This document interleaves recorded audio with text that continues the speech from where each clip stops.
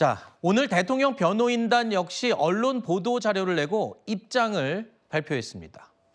공수처의 수사 자체가 애초부터 불법이고 검찰 기소 역시도 자연스럽게 불법이다라는 점을 강조했습니다. 독수, 독과, 그러니까 독이 든 나무에서 열린 열매는 역시 독이 들었다.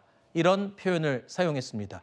자, 최준봉 교수님, 예. 이 내용에 대해서 어떻게 해석을 하십니까? 그러니까 대통령 변호인단 입장에서는 계속 이제 모든 게 불법이라고 얘기를 하고 있잖아요. 심지어 대통령도 불법의 불법 이러니까지 하면서 본인에 대한 수사 전체를 부인하고 있습니다. 그러나 이미 법원에서 여러 번 이번 수사가 합법적으로 이루어졌다는 걸 증명을 했기 때문에 저거는 사실은 메아리에 불과하다고 저는 생각해요. 다만 지금 상황에서 윤석열 대통령 측에서 할 수 있는 게 저거밖에 없다고 생각합니다. 어쨌든 여론을 형성해서 본인들을 지지하는 극우 세력들을 좀 더 결집하려는 의도가 있다고 보여지고요. 그런 여론이 좀 확산돼서 본인한테 유리한 환경을 만들려고 하는 것인데 네. 그렇다 하더라도 법원이 거기에서 흔들리거나 아니면 뭐 법 체계 자체가 영향을 받을 가능성은 저는 낮다고 봅니다. 네. 한 번도 아니고 서부지법, 중앙지법의 체포영장 관련해서 정당하다는 판단을 내려줬고요. 공수처가 수사해서 검찰로 넘겨 검찰이 그게 구속 기소까지 했습니다. 여기까지 왔는데 이 모든 게 다 잘못됐다고 얘기해버리면 그럼 본인이 체포된 거, 본인에 대해서 이렇게 수사하는 모든 게 다 잘못됐다고 부인하는 것이기 때문에 일반 국민들 볼 때는 저런 주장이 터무니없는 주장이라고 이해될 수 있다는 점 네. 알았으면 좋겠습니다. 윤석열 대통령 측에서 던질 수 있는 몇 가지 카드 가운데 독수 독과를 주장하면서 구속 기소 자체가 처음부터 잘못됐다라는 논리는 굉장히 중요한 논란의 핵심이 될 것 같습니다. 이어지는 다음 순위에서 저희가 상세하게 이야기를 하도록 하고요. 또 윤 대통령이 쥐고 있는 카드 가운데 하나인 헌법재판소의 탄핵 심판을 멈추게 할 수 있는지 여부, 이 부분도 하나의 카드로 이야기가 되고 있습니다. 자, 그리고 이전에 구속기소 결정 이후의 심경을 윤 대통령이 변호인단과 측근들에게 전한 것으로 확인이 됐습니다. 이런 심정을 전했습니다. 처음부터 우리나라를 바로잡기 위해서 각오하고 시작한 일이다. 국민을 믿고 국민과 함께 당당하게 대처해 나아가겠다라는 이 입장을 최근입니다. 그러니까 구속 기소가 결정된 이후에 측근들에게 전한 심경이라고 합니다. 자, 이 심경은 글쎄요, 지금까지 밝혀왔던 윤 대통령의 입장과 크게 다르지 않습니다.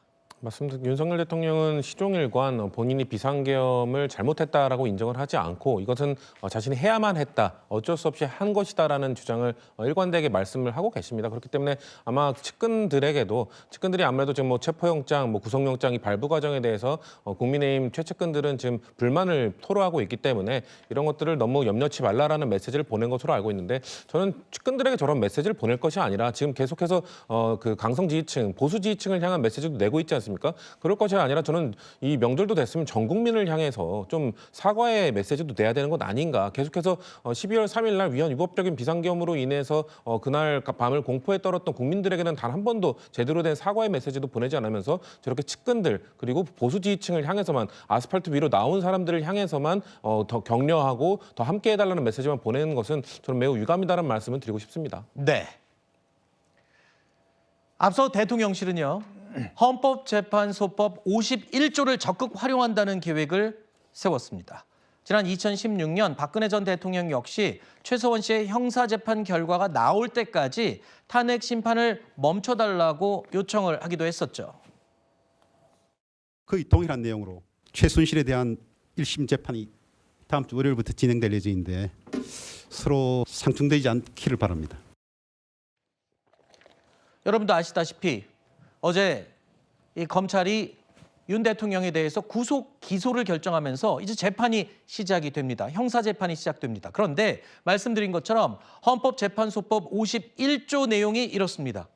탄핵 심판 청구와 동일한 사유로 형사 소송이 진행되고 있는 경우, 특히 재판이 진행이 되고 있는 경우 탄핵 심판 절차 자체를 정지할 수 있다. 이건 요청을 하면 헌법재판소에서 이걸 정지하고 형사재판을 먼저 진행하도록 할 수 있다는 내용이 헌법재판소법에 있단 말입니다. 이렇게 되면 윤 대통령 입장에서 던져볼 수 있는 하나의 카드가 될 수 있지 않을까요? 저건 이제 하나의 카드를 넘어서서 사실은 이제 헌재에서 상당히 유념해야 될 그 헌법 조항이라고 생각을 하는 것이 네.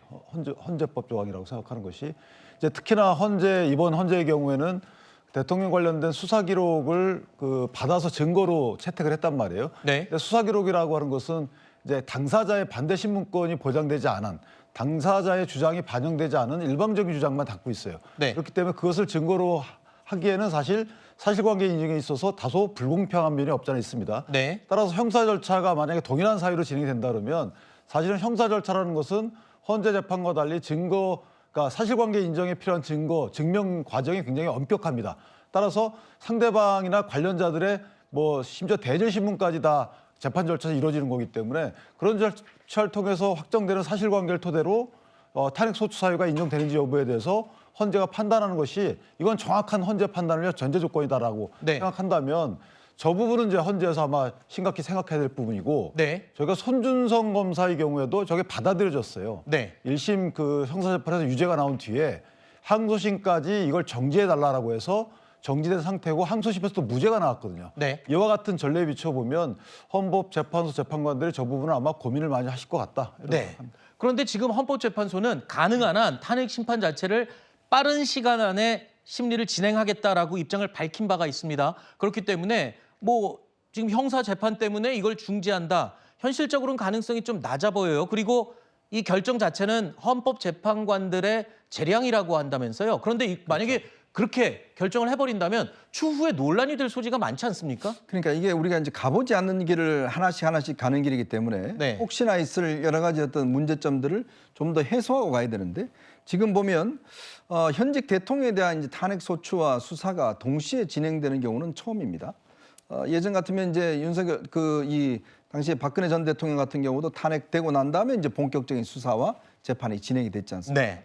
근데 지금 동시에 진행되다 보니 이거에 대한 지금 여기도 보면 입법 취지가 보면 결국은 사실관계에 대한 어느 정도 증명이 돼야지만이 이게 특히 내란죄 같은 경우에 이게 이제 헌법재판소에서 판단을 내릴 수가 있는데 지금 우리나라 법체계는 헌법재판소의 어떤 판단과 법원의 판단이 서로 다르게 가고 있거든요. 네. 그래서 이제 헌법재판소에서 이제 여기 보면 정지할 수 있다라는 그런 어떤 강제 조항이 아니라 그런 선택할 수 있다는 조항으로 남겨둔 겁니다. 근데 이제 역대 어떤 사례를 보면 대부분 다 이제 헌법재판소는 재판소 나름대로 또 진행을 해왔고 특히 이제 4월 18일이면 2명의 재판관이 임기가 이제 끝나기 때문에 네. 그렇게 되면 또 헌법심판이 또 굉장히 혼란에 들어갈 수가 있는 상황이지 않습니까? 네. 그리고 대통령의 직무정지가 너무나 오래 걸려버리면 국가적 지금 어떤 위기나 혼란이 너무나 오래된다. 아마 이런 어떤 이 판단을 내릴 것 같아요. 그런 측면에서 원칙적으로 하자면 사실은 대통령에 대한 일정 정도의 재판이 진행된 걸 보고서 하는 것들이 저는 순리일 것 같은데 네. 그러나 이 헌정 질서가 너무나 오랫동안 중지될 경우에 느낄 수 있는 어떤 정치적 부담, 아하. 이 헌법적 부담 이런 것들을 느끼면서 아마 재판부는 그냥 강행할 것으로 저는 예상을 하고 있습니다. 그렇군요.